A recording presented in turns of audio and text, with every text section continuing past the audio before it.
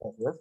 Entonces, Full Metal Alchemist Brotherhood, yo no sé si ya han visto Doctor Stone, son series, te recomiendo Doctor Stone, por ejemplo. Doctor Stone es una serie de anime donde el mundo se volvió de piedra, ¿no? O sea, toda la humanidad sigue normal y de un momento a otro un rayo volvió piedra todo el mundo. Y se quedaron ahí quietos, petrificados 3700 años. Entonces imagínense, la Tierra cambia, ¿sí? Todo se vuelve tanto y las personas quedan como estatuas. Y el protagonista, Senku, o Senku, eh, despierta y él es un científico. Entonces, cuando uno está así chiquitico como ustedes, uno ve la serie y uno dice, ay, sí, tan chévere la ciencia. Sin embargo, cuando uno ve los alcances de la ciencia, porque es que la ciencia es muy compleja, la ciencia puede ser utilizada en contra del mismo humano, como pasó acá, ¿sí? Entonces, la ciencia se metió en algo que se llamó la idea de progreso. Siempre que uno piensa en ciencia, está hablando de la idea de progreso, ¿sí? La ciencia nos hace soñar. Por ejemplo, nosotros, para hablar ahorita de esto, que ya lo habíamos hablado antes, nos gustaría pensar, venga, profe, está este señor que ya conocemos todos, yo creo, Elon Musk, ¿sí? ¿Quién no conoce a Elon Musk? O sea, quien no lo conozca, lo vamos a ver porque este man, solo con hablar, puede cambiar la historia de, de muchos procesos que están dándose en este momento. Por ejemplo, les voy a dar un pequeño ejemplo de este señor. La semana pasada, Elon Musk, bueno, él es dueño de una empresa, de muchas empresas, pero una de sus empresas más importantes es la de automóviles Tesla. Quienes no conozcan automóviles, les voy a decir por qué. O sea, porque es importante. Porque esto es ciencia. O sea, Elon Musk basa todos sus avances en ciencia. Entonces, los automóviles Tesla son automóviles de última generación, pero son eléctricos, son ecológicos, no consumen gasolina. ¿Sí? Entonces, Elon Musk actualmente creo que es el segundo hombre más adinerado del mundo. ¿Sí? Dijo que iba a dejar de recibir pagos con Bitcoin para los automóviles Tesla porque Bitcoin está invirtiendo en energía nuclear y en petróleo. Entonces, cuando él dice eso, a los 2 días, Bitcoin pasa de 60.000, o sea, un Bitcoin valía $60.000, cae a $30.000, o sea, la mitad, solo porque él habló. Es decir, Elon Musk es un man que a partir de la ciencia y del poder que tiene solo hablando, puede transformar muchas cosas. Ahora, ¿por qué vamos a hablar de él en el proyecto de Marte? Por SpaceX. Elon Musk, este man, ahora sí, dile, Sofía.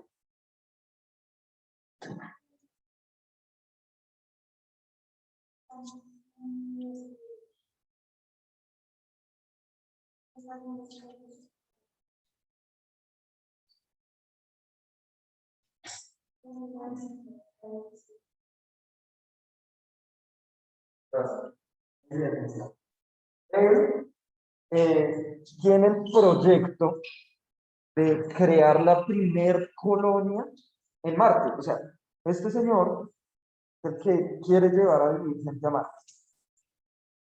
Así de sencillo. ¿Y eso Elon Musk lo va a lograr? Bueno, la película que nosotros vimos juiciosamente, que Casalla se terminó juiciosamente, uno, Eileen,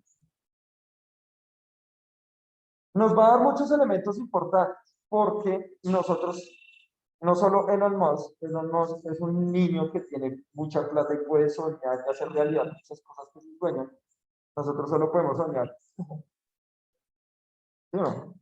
Eh, él, digamos que puede materializar cosas desde la ciencia que nos hacen soñar. Ahora, nuestra pregunta es, que todo eso que se plantea es cierto, que todo lo que se está planteando puede ayudar a que se haga realidad.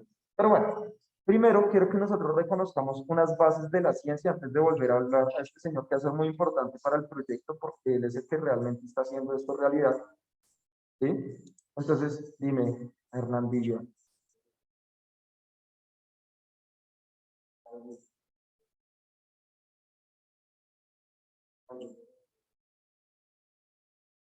¿Cuál? No sabría decirte, la verdad, me tocaría ver qué es lo que cambia de un modelo a otro. No tengo ni idea. Tocaría ver.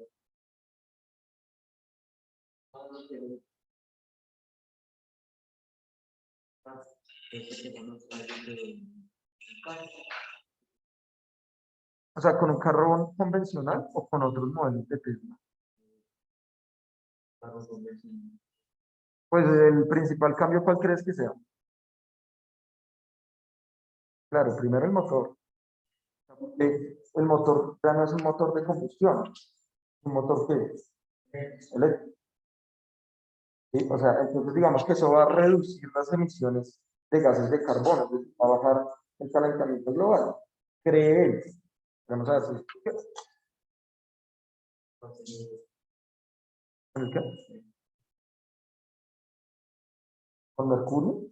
Incluso mira que un señor acá en Colombia, incluso, pero una motocicleta que funciona con vapor de agua, no contamina.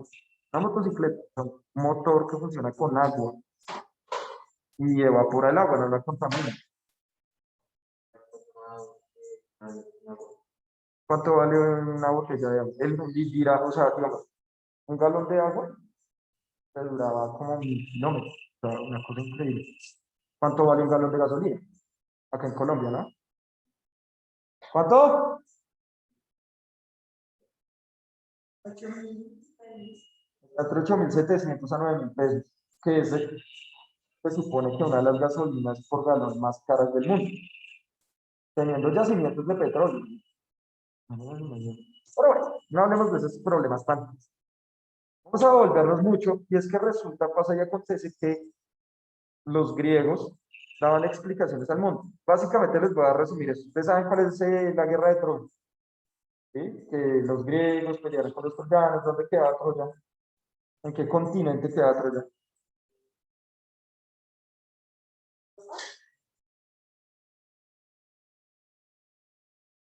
En África, ¿sí? En lo que ya después se transformaría en Imperio Otomano, la Troya. Entonces los griegos pues eran imperialistas expansionistas. Ustedes saben que los griegos se dividían en varias jerarquías, ¿sí? Por ejemplo, nuestro poder político es tomado de los romanos y de los griegos. Nuestro poder político. Por ejemplo, los que alguien acá quiere estudiar derecho. Muy bien.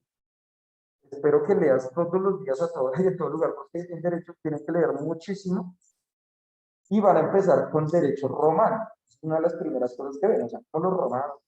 Entonces ellos tenían un sistema de organización, eran imperialistas, pero todo estaba bajo la regla de los reyes. Pues entonces había un príncipe troyano que se llamaba París. Un príncipe troyano que se llamaba París. ¿Sí?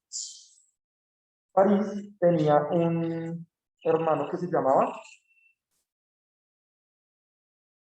Héctor. Entonces, resulta que ellos empezaron a gobernar Troya y tenían conflictos con, eh, con, bueno, no sé, comandantes, por así decirlo, griegos, que eran Melenao, ¿cierto? Y Agamenón, así se llamaban. Resulta que uno de ellos estaba casado con una nena que se llamaba Helena. Helena, se llamaba la muchacha.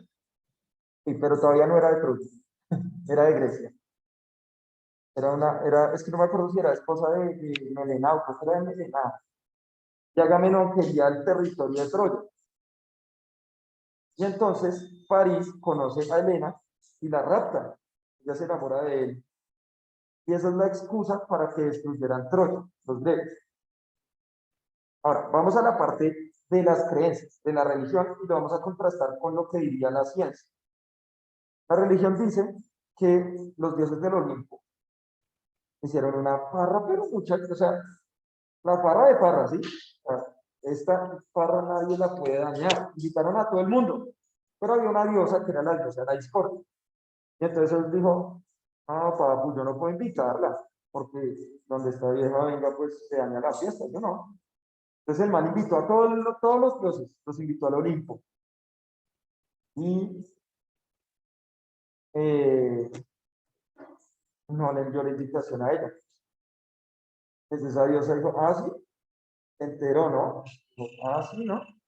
Entonces como no me invitaron, ahora sí, vamos a dañarles la fiestecilla. Entonces todo estaba muy bien, todo el mundo ya bailando Pastor López, Ricarena, ya en el Olimpo. Cuando de un momento a otro aparece una manzana en el centro de la mesa y decía, para la más bella.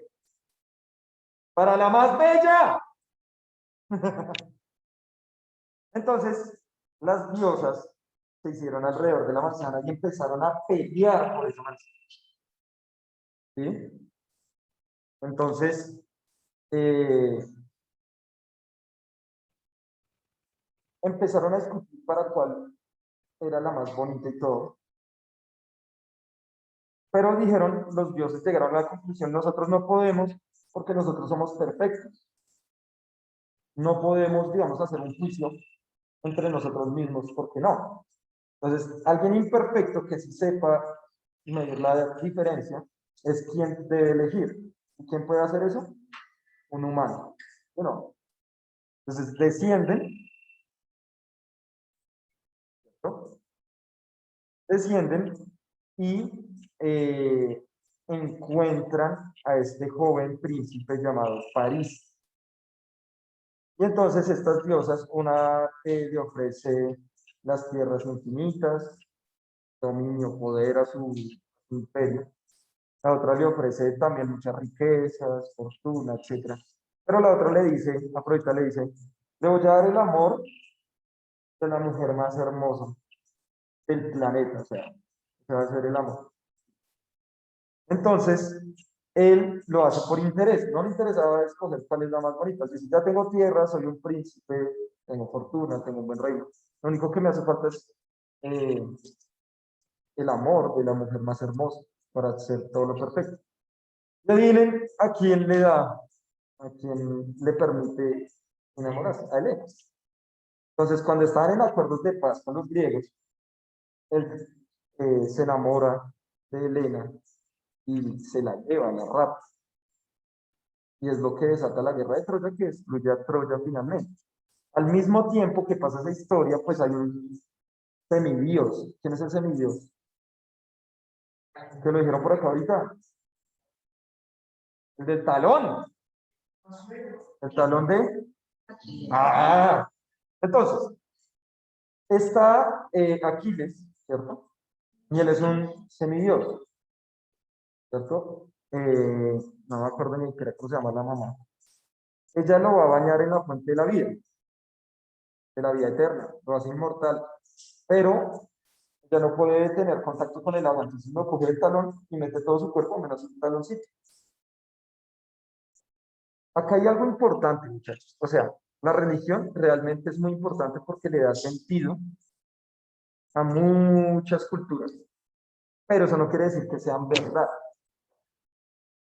ya sucedió así. Pues resulta que, bueno, ya saben ustedes que aquí después fue el guerrero más grandioso que tuvo Grecia, no podía morir, y pues resulta que cuando llega la guerra de Troya, este muchacho que inició todo, París, eh, le da un flechazo a Aquiles en el talón y muere. Sin embargo, París logra huir con la espada de Troya y huye muy lejos y sale corriendo y llega a un continente llamado Europa. Europa. Y en el punto donde él llega, funda una ciudad. ¿Cómo se llama esa ciudad? París. Y crea el reino de Francia. ¿Entienden? Y esa es la explicación incluso que dan los franceses del origen de su territorio. O sea, es muy interesante porque la religión, esto es religión, es un sistema de creencias también, como la ciencia, pero que no tienen explicaciones como dirían, creo que fue la que dijo, o bueno, no me acuerdo. Desde la lógica, no hay lógica. O sea, la lógica es una forma de pensamiento, de razón. Ahora, esto para los griegos, digamos que los espartanos eran un poco más prácticos en términos de guerra, pero ¿quiénes eran los que pensaban? ¿Cuáles griegos? No porque los espartanos hacían parte de los griegos, pero se dividían en dos grupos principalmente. O sea, los espartanos que eran guerreros, y cuáles eran los que pensaban. Los filósofos, ¿dónde estaban? No, no porque Troya no era de Grecia. Los atenienses, los que vivían en Atenas. Ellos tenían algo que se llamaba el Ágora. Las primeras universidades surgieron en Grecia. Las primeras universidades. Ahora, la primera democracia fue en Grecia. ¿Qué era de democracia? Demos, ¿qué es demos? Ah, sí, separémoslo. Demos, Kratos. Ustedes han jugado God of War. ¿Cómo se llama el protagonista? Listo, Kratos en griego es.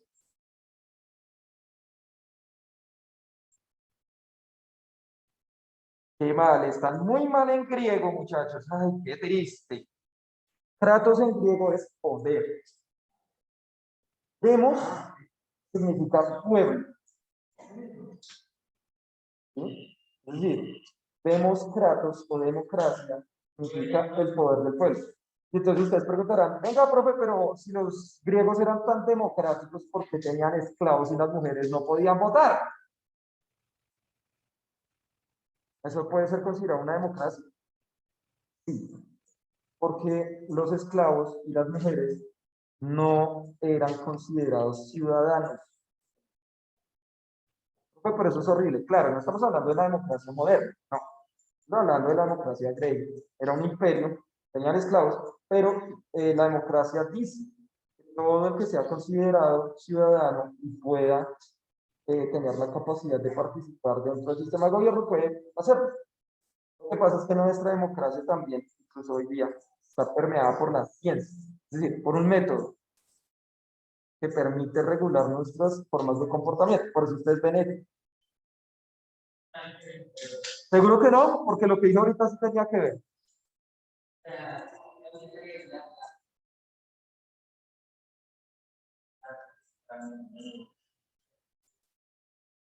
¿Las qué?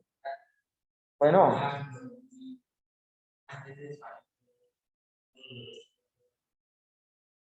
no importa la raza. No, las razas, o bueno, digamos, cuando nosotros hablamos un poco ahorita de esto, de la Segunda Guerra Mundial, sobre todo la Alemania nazi y el fascismo, están muy basadas en algo que se llama el darwinismo social.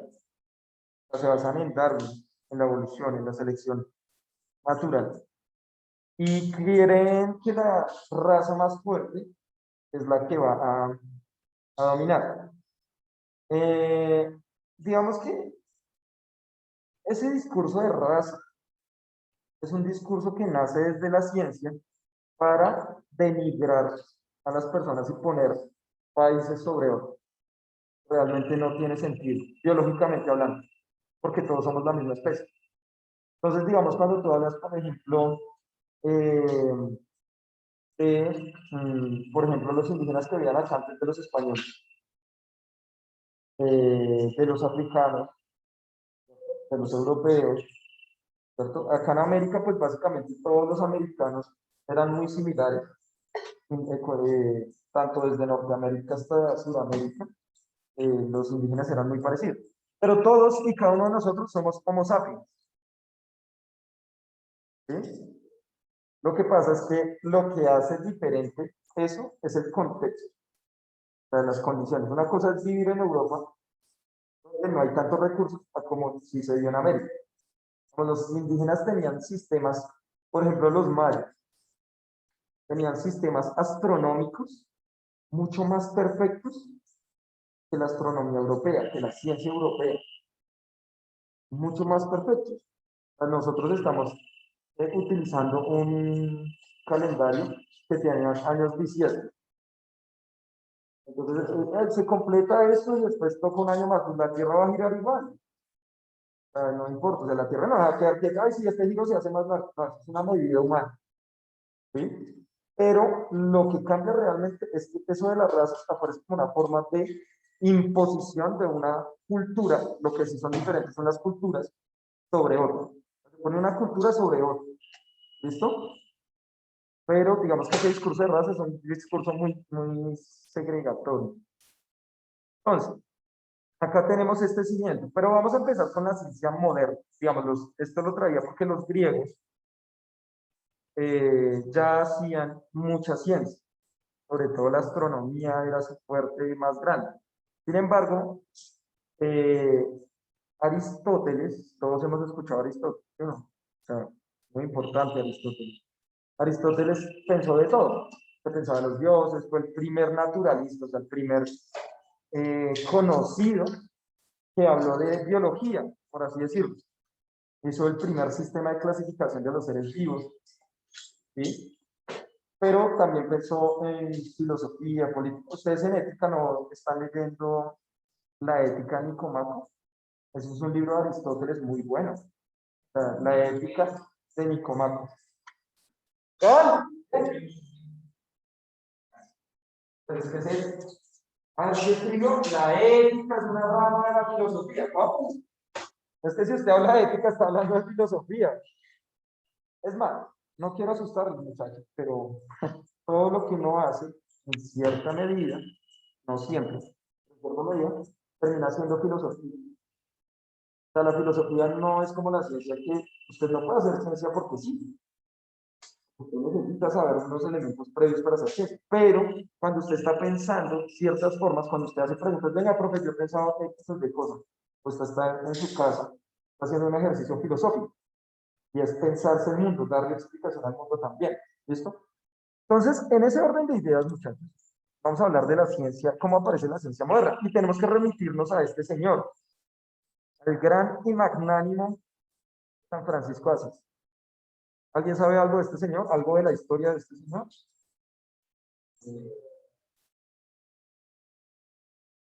Listo, ¿pero por qué? O sea, porque este man se vuelve el patrón de la naturaleza, le llaman así. ¿Quién era este man? ¿Qué era antes de ser tan religioso?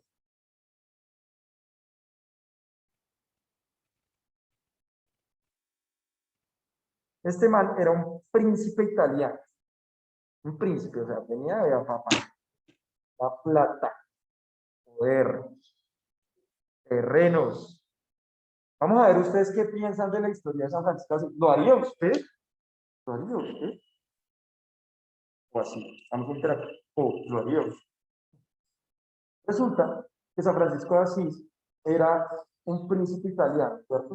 Entonces, ahí en Asís estaba, bueno, el padre, era su papá, perdón, que era el rey, y tenían ciertos conflictos. Estamos hablando del siglo XI o II, más o menos, o sea, 1200 a 1300, no,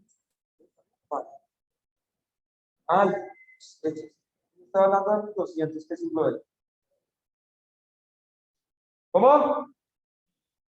Muy bien, pues entonces está, pero despierto. Entonces, si es 1200, siglo XIII, más o menos es la época de este señor. Y entonces resulta que este señor, pues tenía todo su acomodo. Y entonces le tocó, y en esa época pues estaban dando también fuertemente las cruzadas, ¿no? Las guerras contra los musulmanes para convertirlos al catolicismo. Por eso las espadas eh, de Europa tienen forma de cruz. ¿Si las han visto?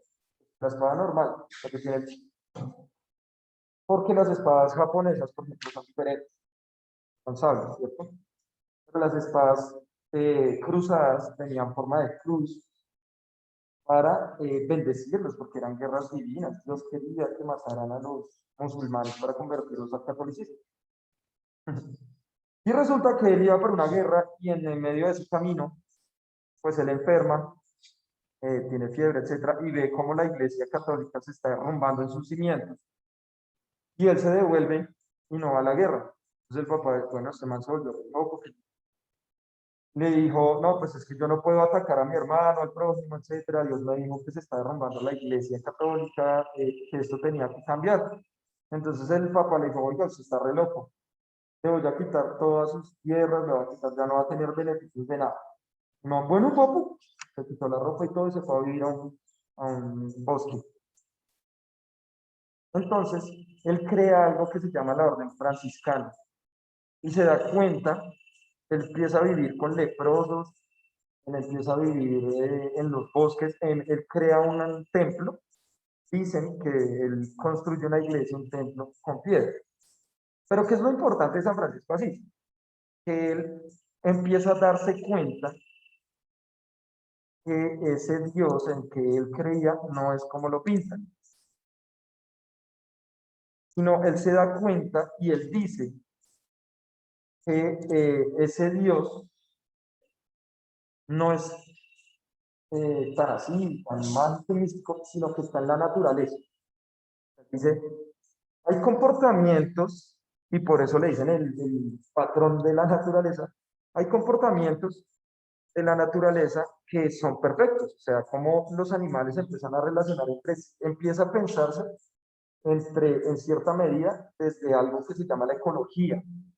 Obviamente él siempre creyó en Dios, siempre creyó que era la cosa de Dios, pero a partir de él surge la orden franciscana. La orden franciscana.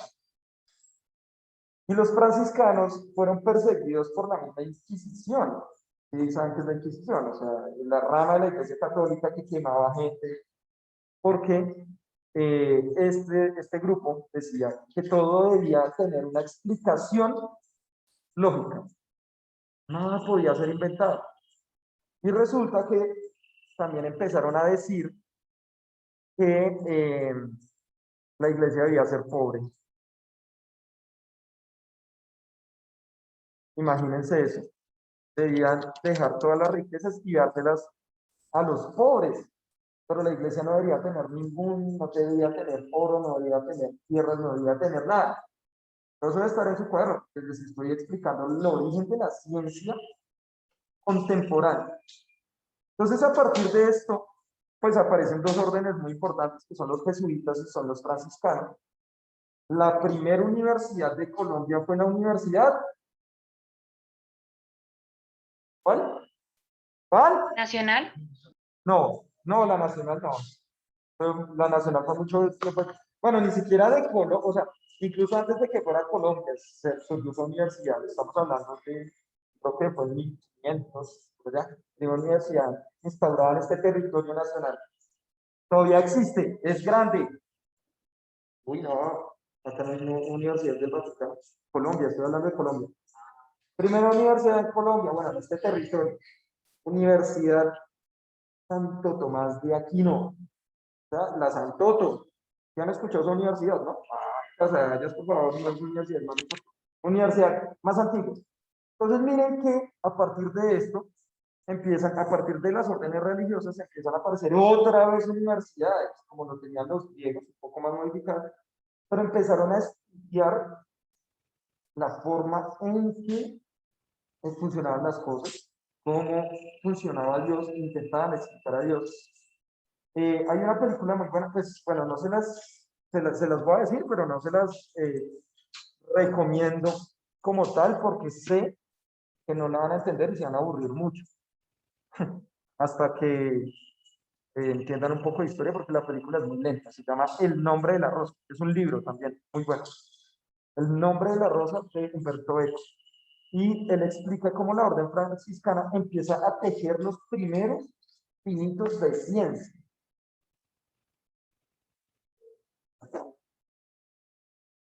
Yo sí.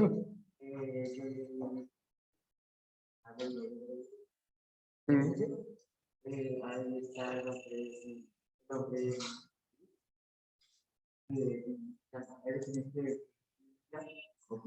No sé de qué trata, no lo he leído.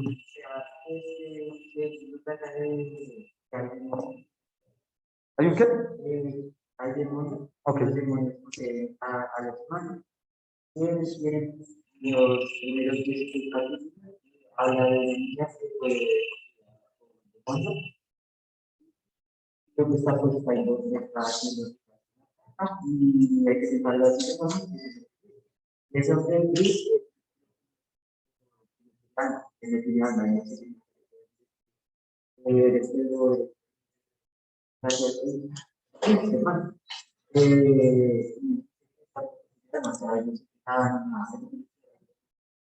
porque también tiene guerra con ingleses y franceses.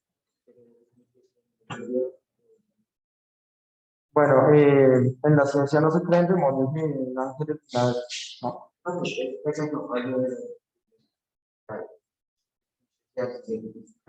Puede apoyarse en cosas científicas, pero eso no es ciencia. No, la ciencia es otra cosa. Ahora, ahorita vamos a ir a eso. Eso puede ser ciencia ficción. ¿Me entiendes? Es decir, a partir de elementos científicos se crean cosas que la imaginación puede permitir comprender a partir de la ciencia, pero que no necesariamente son reales. Ahora, ¿qué es la realidad? La realidad es una interpretación que nosotros hacemos de lo real. Nosotros podemos ver lo real, nosotros podemos ver lo real tal como es. No. Todo lo que nosotros somos, muchachos, es una interpretación. Por ejemplo, y este es el mejor consejo que les voy a dar en toda su vida, duden de todo. Que si el profesor Miguel les dijo que la ciencia es tal cosa, pónganlo en duda. Que si su mamá le dijo X o Y cosa, también. O sea, yo no estoy diciendo no le crean, estoy diciendo cuestiones. Eso es la ciencia. O, digamos, es una de las partes más importantes de la ciencia. Pone en cuestión todo. ¿Por qué aparece a partir de la religión la ciencia que niega a Dios? Porque empezaron a poner en cuestión la idea de Dios. ¿Cómo se llama la disciplina filosófica que estudia a Dios? Teología. Pero eso es otra rama de la filosofía, no es ciencia. Imagínate 7.000 millones de personas pensando todo el tiempo, todo el día, toda. ¿Cuántas ramas de la filosofía puede haber?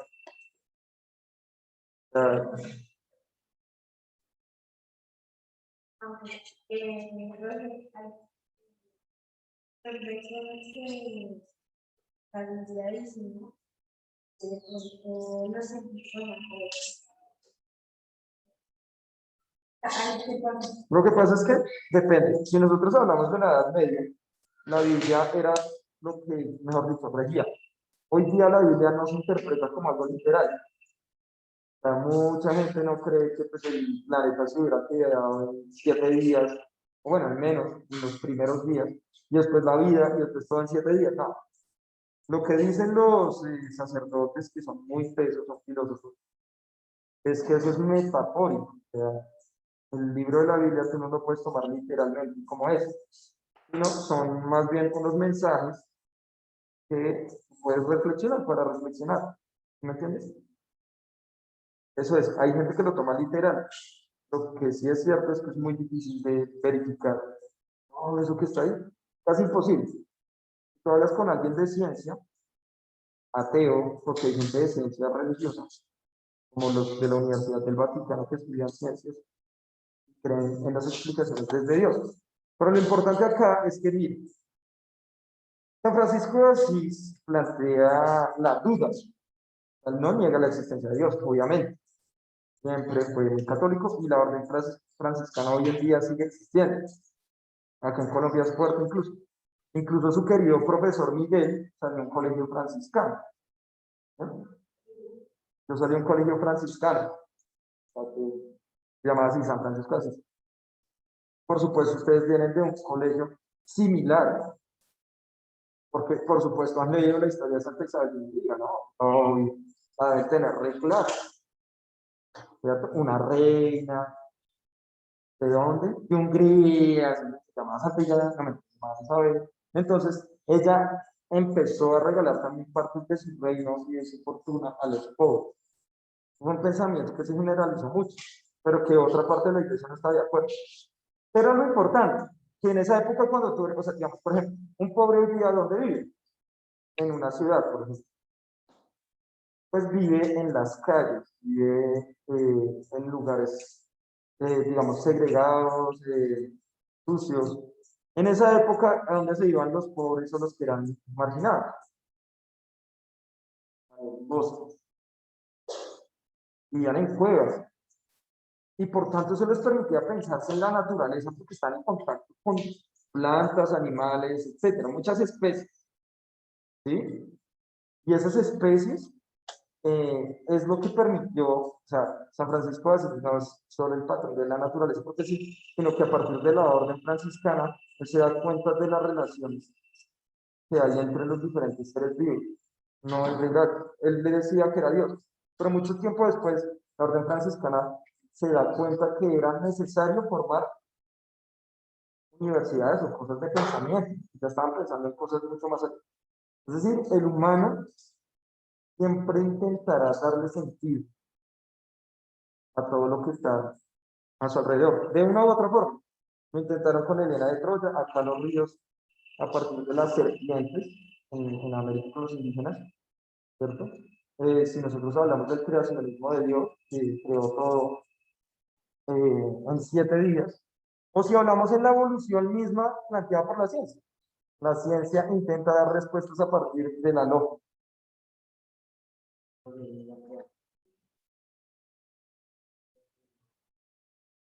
¿Cómo?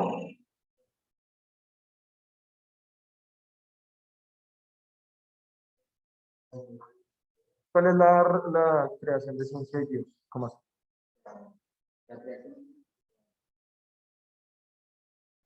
Pero nadie puede explicar eso. Nadie ha podido explicar si Dios existe siquiera. O sea, muchos dicen que no, otros dicen que sí. Y la cuestión es dónde encontrar evidencia. O sea, lo importante es la evidencia. O sea, ojo, la ciencia se basa en evidencia. Si no hay evidencia, no hay ciencia. O sea, la ciencia no cree en algo que no pueda haber.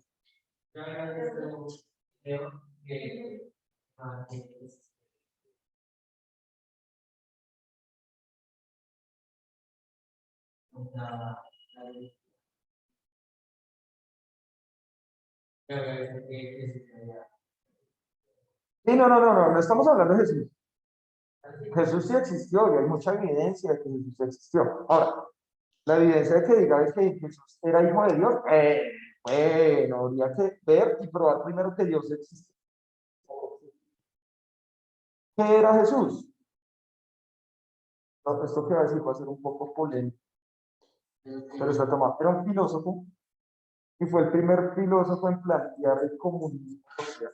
Por eso lo mataron. Quien plantea el comunismo, es decir, el amor al prójimo y repartición de bienes como todos iguales, por eso lo terminaron matando. Comunismo social. Ahora, eso es muy debatido. Y unos dicen, no, es que Jesús no plantea el comunismo. Pues bueno, no el actual, no el contemporáneo, pero sí hablaba desde el amor al otro. No planteaba guerra, y por eso lo mataron. Estaba levantando el pueblo contra el imperio romano. ¿Sí?